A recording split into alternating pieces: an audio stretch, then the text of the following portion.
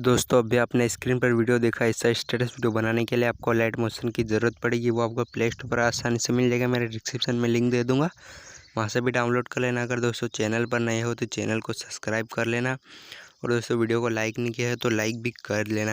अगर दोस्तों कुछ भी प्रॉब्लम आई तो हमें इंस्टाग्राम पर स्क्रीनशॉट लेके सेंड कर देना, हम समस्या का समाधान ज़रूर बताएंगे।